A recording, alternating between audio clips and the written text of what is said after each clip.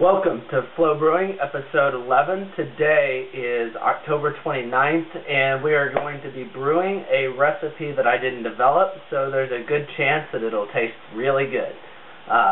All jokes aside, we are brewing a recipe out of Brewing Classic Styles, written by Jamil Zainasheff and John Palmer. As you can tell, I've been on a big Brew Strong kick and reading a lot of that literature. Trying to actually dig into some other pieces of brewing literature as well, but right now I've been really focused on that. What the intent of this brew is to brew the ale that was made by Tasty McDole, who's often on Brew Strong, and just to see if I can hit my numbers, the same numbers that are articulated in the recipe, to kind of calibrate my brewery to make sure that my brewing process is spot on, that I can follow somebody else's recipe and hit the numbers, and then I can create my own recipes and hit my own numbers.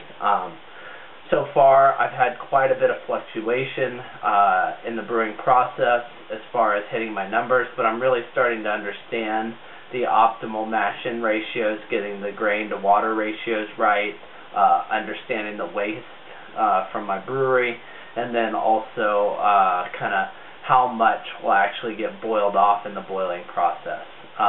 There's two things that I think are very fundamental that I've really started learning in the last few months of brewing. The first thing that I'm going to be changing is I had been brewing with the lid on my brew pot. Now, that does replicate what a commercial brewery would see, although depending on your brewery's design, they may have like a chimney to kind of let out some of that moisture from the brew kettle. And you get some of those vegetable flavors, and you don't get that water boil off to concentrate the wort, to get that really sugary, concentrated gravity that you're shooting for. You do still get those Maillard reactions, however, it's just not as condensed a product. And given that I always have so much left over at the end of the brew day, I know that it's not going to be a problem, and I can make adjustments on the grain and on the water side in order to facilitate that. The next thing that I've really kind of come to learn is the reason why I bought Brewing Classic Styles was to really get an example of some good recipes that other people are brewing, to kind of get some feel for how many hops are they using, at what points are they hopping, how many malts, and then what are their malt variations for various classic styles.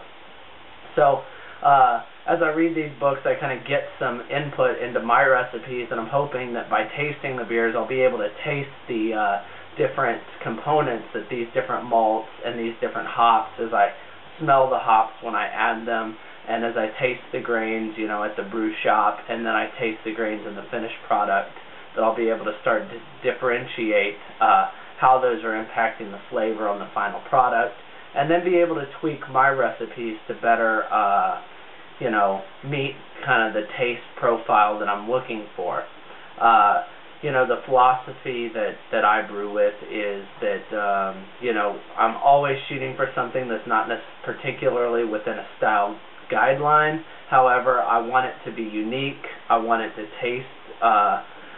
taste like a beer that no one's really had before, but yet also to sort of pay tribute to some of the more classic styles, and also to have some of those great flavors that, on that first drink, you're just like, wow, that's a great beer.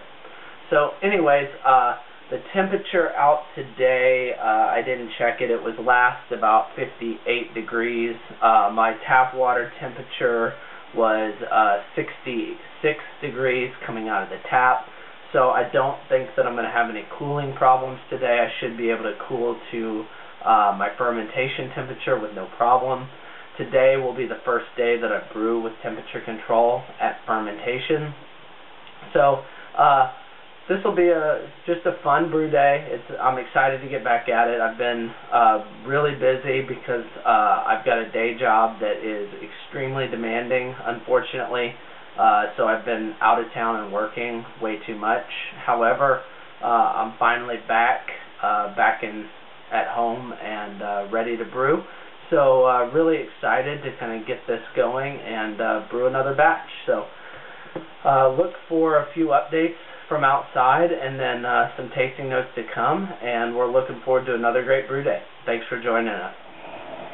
It is 1:15 and we completed our mash in, and the grains took a lot of heat out of that water that was there, so we are going to turn this fire back on and just warm it up just a shade, and try and gently warm it up back to 154. And this is the first time that we have done a first wort hopping, so we've got some hops in there. It smells great, and looking forward to seeing how the product comes out. Alright, we have started the sparge, which is really just getting the liquid off the grain bed. I gathered my hydrometer reading, and now we're going to taste the product. Warm. This is after my first wort hopping, and it's a little cloudy, got some hop residue in there. Looking forward to, smells nice and malty.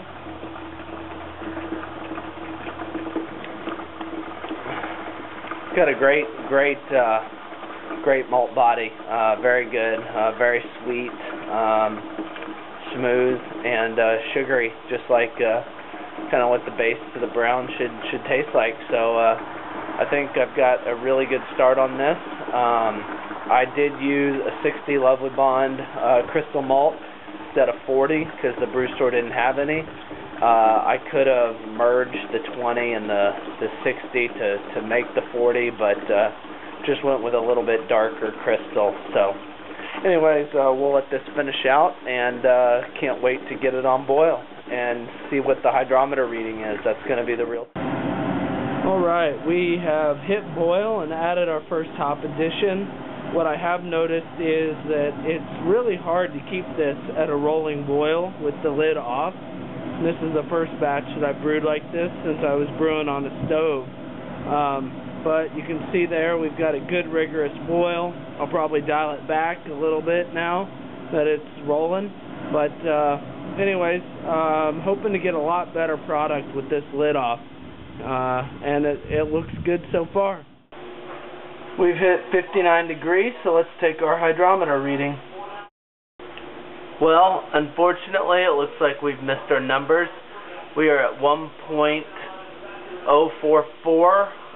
Meaning that we were almost a whole tenth off of what we were shooting for. We were shooting for 1.056 pre-boil, so quite low. That means that I'm not getting the efficiency that I need out of my mash, and I guess we'll just have to keep working at it, and as long as I can finally dial in a recipe and get good flavor, then it won't really matter. I need to be able to predict what I'm going to get and actually achieve that outcome. So we'll have to keep trying, and it still, I expect, will be a very good beer. Probably it'll be interesting to see what we get after the boil. So. Well, we are at the end of the brew day, and we have finally set up my temperature control unit. I really like it. The only thing that I'm worried about is there's not a lot of space in this fridge, and if it bubbles over, then I don't think it'll cause any damage to the unit, but you know, you never know. What I've done is I have put on this heating pad that you can see with those copper coils on the side, and that is connected over here to my Ranco digital temperature controller, and I've got kind of a messed up setup right now because I need to actually mount that on the wall, get a shorter cord, because the way that my fridge plug works, it won't plug in to the top outlet, which is set for cooling with the bottom heating element plugged in. So anyways, that's easy fix. I'm just trying it out for now. I need to double check my settings, but I have set this to ferment at 67 degrees. I've made sure to leave at least a gallon for room as it ferments to bubble up. The beer finished at 1.052, I believe. I need to look at my notes again. So anyways, I expect it to bubble up quite a bit. You can see we've got no activity on the airlock, but this is an optimal fermentation chamber because no light will get in there whatsoever, and it should stay within 2 degrees at 67 degrees. So anyways, I'm going to shut it up, leave it alone, and monitor my temperature control unit. And my next project will be to build an Arduino sensor that actually records the temperature fluctuation in here and sends it to my computer. And then phase 2 of the project will be to send it to my website.